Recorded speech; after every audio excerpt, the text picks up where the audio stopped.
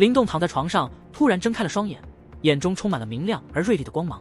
他紧紧盯着床前悬浮的天鳄骨枪，此时骨枪上的凶力和反抗已经彻底消失。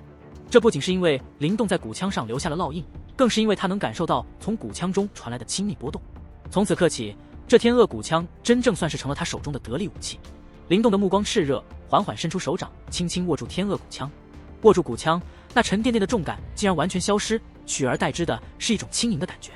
当然，这只对灵动而言，要是用这枪发起攻击，那威力必定如同狂风暴雨，让人难以招架。灵动手握天鳄骨枪，手臂一抖，枪身翩翩起舞，发出低沉的破风声。数道枪花在枪尖凝聚成型，然后迅速射出。在凌厉霸道的枪锋下，房间内的桌椅瞬间炸成粉末，甚至还伴随着一阵低沉的恶吼声在空气中回荡，让人体内的气血沸腾。看到这一幕，灵动微微一笑，然后心神一动，雄浑的元力呼啸而出，涌入天鳄骨枪中。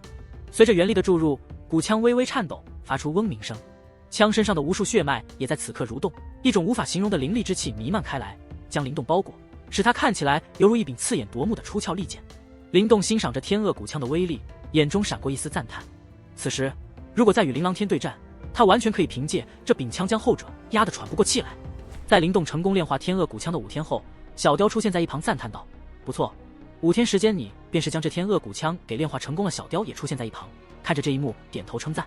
尽管远古天鳄的印记早已在骨枪中消失，但在天鳄体内受到凶戾之气的影响，灵动在短短5天内将其炼化，连小雕也为其速度感到无可挑剔。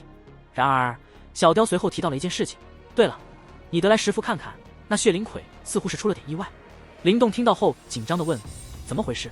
他对血灵魁十分看重，是在大炎王朝不惧涅槃境强者的生命保障之一。小雕解释道：“尽管灵动之前不敢长时间召唤血灵魁，但这重要的生命保障现在似乎出了问题。”于是灵动进入石符空间，发现封印血灵魁的水晶泡边的血红充斥着狂暴凶煞之气。他吃了一惊，这是怎么回事？小雕解释说，血灵魁的强大和凶煞程度超出了预期，石符炼化激发了他体内的隐藏凶煞，导致了这种情况。灵动听了懵了，什么意思？小雕放下爪子解释：“你看，这个血灵魁正在利用石符的力量抽出他体内的力量。现在虽然还看不出什么，但总有一天他的力量会慢慢涌现出来。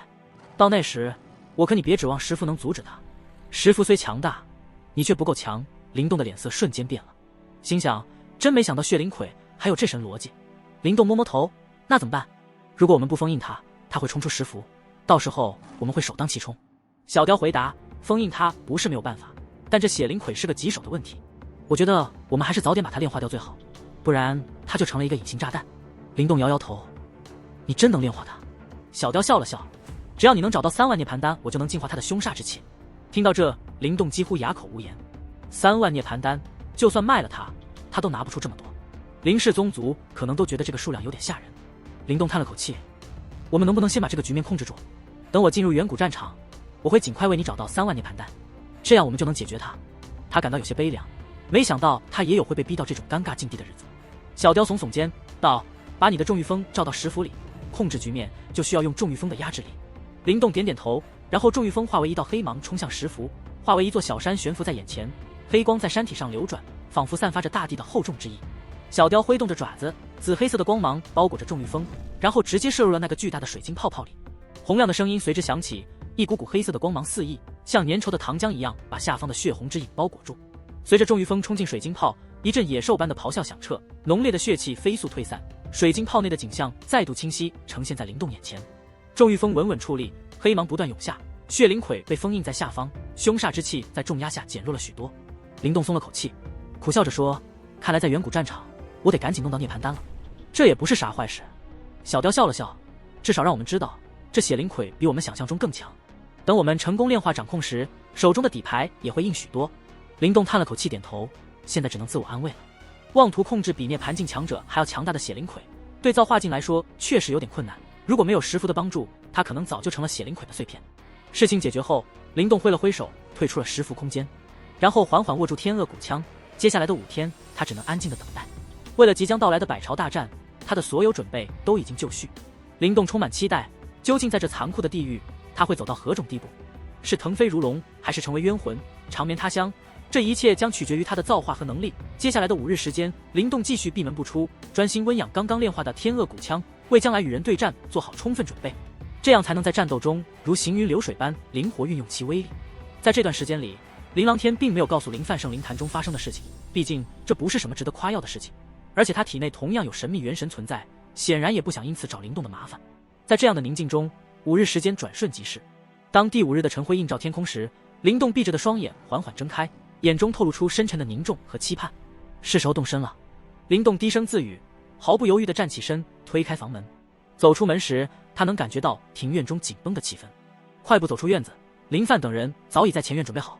前院中的林氏宗族强者们脸上都带着凝重，他们都明白今天是灵动和林琅天进入远古战场的日子，这2人在那里的表现将决定林氏宗族的未来。出发！林范的目光停留在灵动和林琅天身上，深吐一口气后，他挥手示意，毫不犹豫地带领人马直奔皇宫而去，为即将到来的百朝大战做最后的准备。在皇宫深处，有一座巍峨的圣战峰，是通往远古战场的传送通道。莫惊天等人早已抵达，而在山巅有一座神秘的石阵，散发着强大的能量波动。莫林目不转睛地注视着古老的石阵，心情显得有些紧张。莫惊天提醒他，进入远古战场要谨慎，特别是在强者众多的情况下，低调行事至关重要。他还叮嘱莫林要与灵动建立良好关系，因为灵动在短短时间内就击败了林琅天，表面实力虽弱，但隐藏的手段不可小觑。莫惊天认为灵动可能还有更强大的底牌，劝告莫林最好与其保持友好关系。莫林点头应允，他本就不想与灵动为敌。莫惊天强调，在远古战场，身份不如实力重要，警告莫林不要让灵动成为敌人，与其成为朋友更有利。莫林深思熟虑，心知在远古战场，无论身份如何，都需凭借实力生存。然而，他提到灵动与林琅天之间的深仇大恨，可能会在远古战场爆发冲突，对此莫林感到有些为难。在这个混乱的地方，选择帮助谁都可能引起对立，但保持中立又难以真正建立深厚的交情。当真到了灵动和林琅天一生一死的关键时刻，如果莫林选择帮助灵动的话，他会被灵动当作真朋友对待，但是他也会触怒林琅天。听到莫林的话，莫惊天皱了皱眉，过了一会儿才看向莫林，缓缓地说：“灵动。”莫林的心瞬间紧了一下，他知道就林氏宗族的2位天才而言，莫惊天还是认为灵动能超过林琅天。我明白了。莫林轻轻点头。实际上他一点也不觉得莫惊天的选择出乎意料。与林琅天相比，灵动的天赋并不逊色，他从无到有，一步步走到大炎王朝的巅峰，全靠自己。而林琅天却是不断的依赖林氏宗族的资源，两者相比之下，胜者为王。毕竟无论资源多么重要，如果没有那份坚韧的决心，也无法成为真正的强者。他们来了。莫惊天的目光突然转向山路，他的脸上也露出笑意。随着莫惊天的话音落下，山路上传来了的风声，一群人浑身充满了动感地出现在山巅，一看就知道就是林范和天罗宗的人马。灵动跟在林范身后，落地后立刻注意到了前方的巨大石阵，不由得吃了一惊。这么强大的阵法，恐怕普通的涅槃境强者都排不出来。这个传送阵是大炎王朝建立时请来的一位大牛布置的，其他小的王朝没有实力和资格有这种传送阵，他们只能求别的王朝借道，这样做实在是很没面子。林范解释道。灵动点点头，看来这个传送阵就像参赛资格，如果一个王朝连传送阵都没有，那就没什么大战的必要了，去了只是送死罢了。各位，远古战场是一片从远古遗留下来的空间，现在被超级宗派联合开创为百朝大战的地方，那里有无数的宝藏，甚至远古的传承，但是到底谁能得到，就看他们各自的运气了。当然，运气的背后常常也伴随着危机。莫惊天的目光慢慢地扫过众人，最后停在灵动身上，沉声道：“我相信你们都明白百朝大战的无情程度，没必要多说。总之，在远古战场，你们必须收起自负。你们在这可能是天才，但在那里，你们只是普通人。”灵动默默点头，他平日里只是自尊自强，并没有嚣张的习惯，所以自然也不会带着嚣张的态度来到远古战场。莫惊天说：“接下来我们要开启阵法，规矩你们都知道。启动阵法要5万涅槃丹，林氏宗族有2人，所以你们要出1万涅槃丹。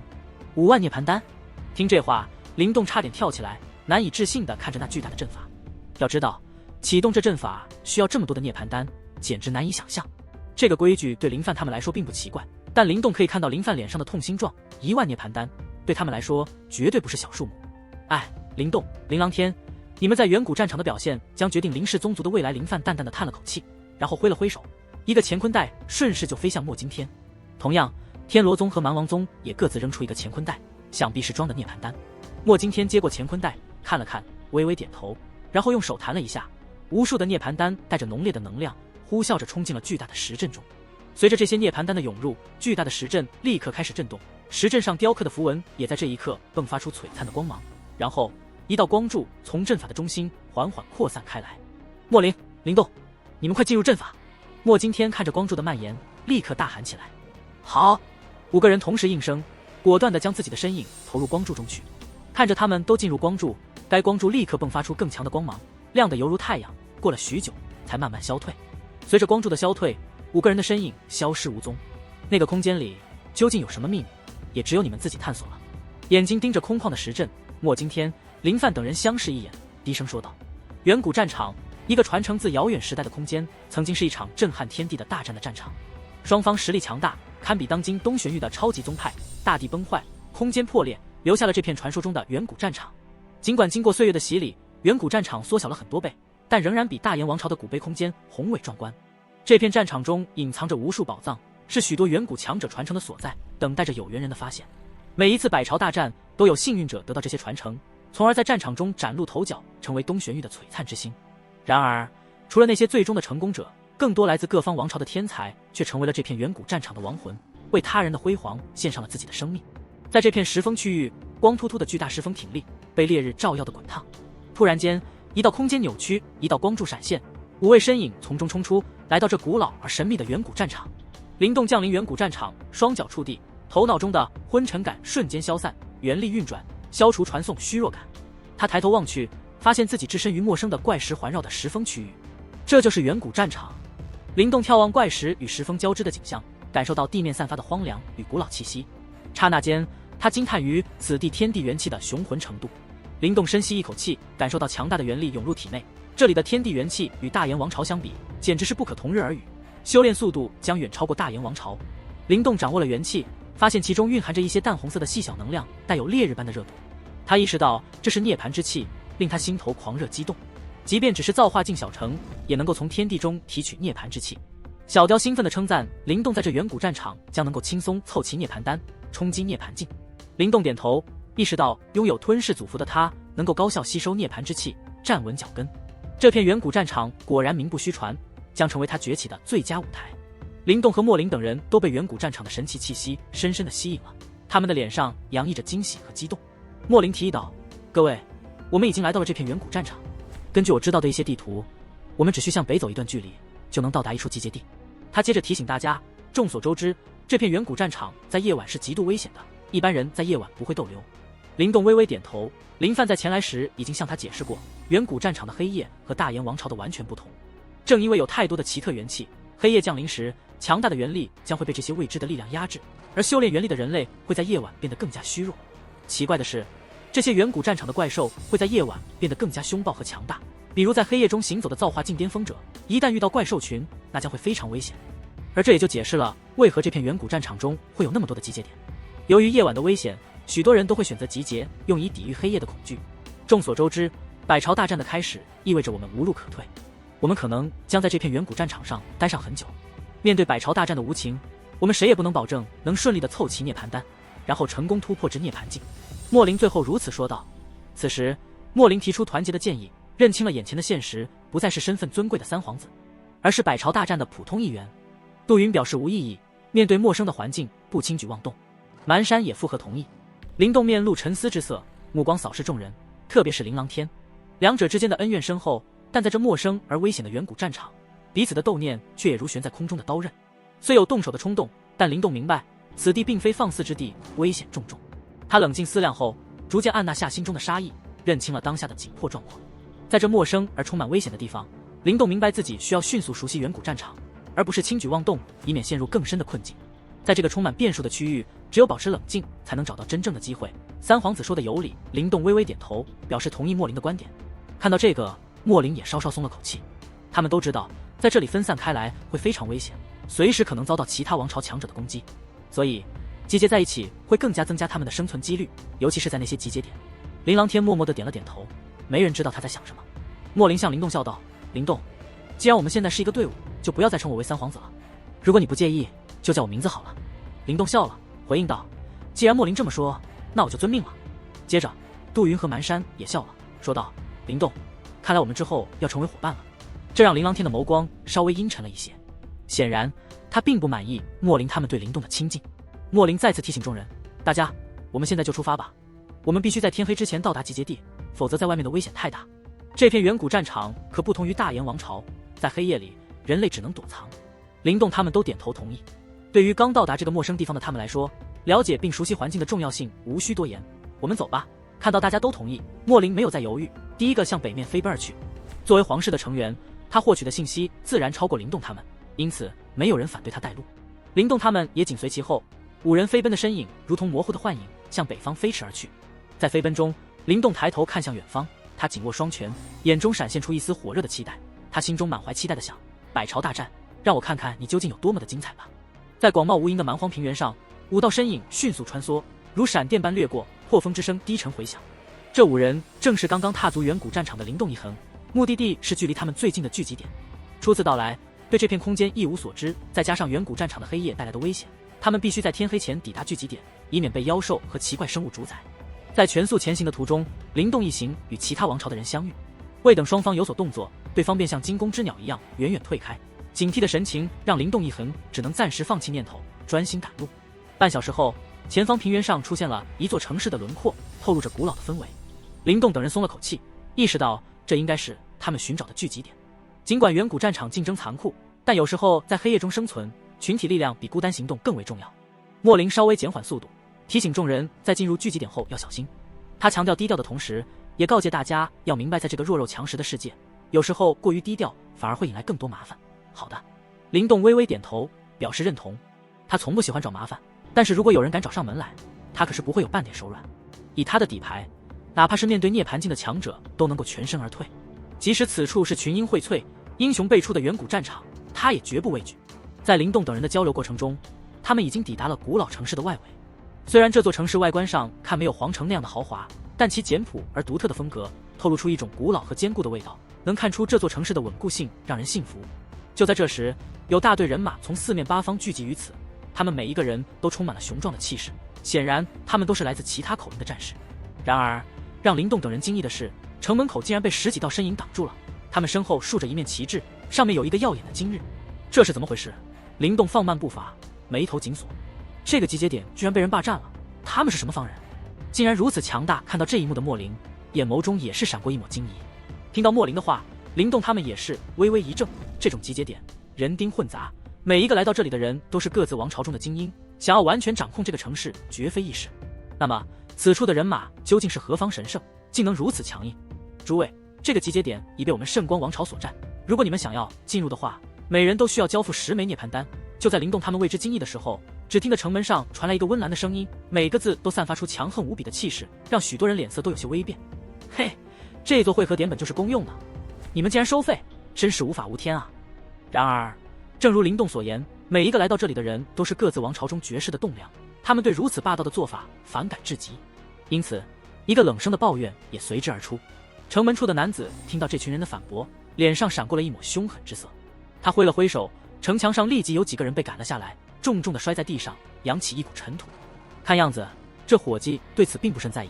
这3个人来自大西王朝，早前因为不服从圣光王朝对城市的掌控，结果被轻松宰杀。这名皮肤黝黑的大汉嘲笑着提醒周围的人，如果有人不服气，可以不进城，或者效仿被宰杀的3人反抗，他们随时愿意动手。言语中充满了凛然的杀气。这一幕让在场的许多人都变色，从残留在3具尸体上的原力波动，他们能够判断这3人生前也是造化境小城的强者。这血淋淋的场景唤醒了众人，让他们意识到这里已经不再是他们原本的王朝。灵动微微眯着双眼，他刚刚踏入远古战场，就亲眼目睹了这片空间的法则，谁的实力更强，谁就是这里的主宰。在城门口因为这一幕显得有些寂静时，突然传来如闷雷般的声音，夹杂着滚滚原力自城市深处传来，一股强大的原力威压随之而来，让在场的人们露出骇然之色。造化境巅峰！灵动微微凝视，原来这圣光王朝中竟有造化境巅峰的强者，这实力比莫林、琳琅天等人都高出一筹，难怪圣光王朝敢掌控这座城市，原来他们底蕴深厚。城门口长时间的沉寂过后，终于有人忍不住压制住了自己内心的愤怒，交出了所需的涅槃丹，并走进了城市。天色已经快要黑透，若再不找个地方落脚，那就真的有些危险了。灵动他们也随后进入了城市，他们互看了一眼，既没有发生冲突，也没有废话，现在只能顺势进入城市再看情况。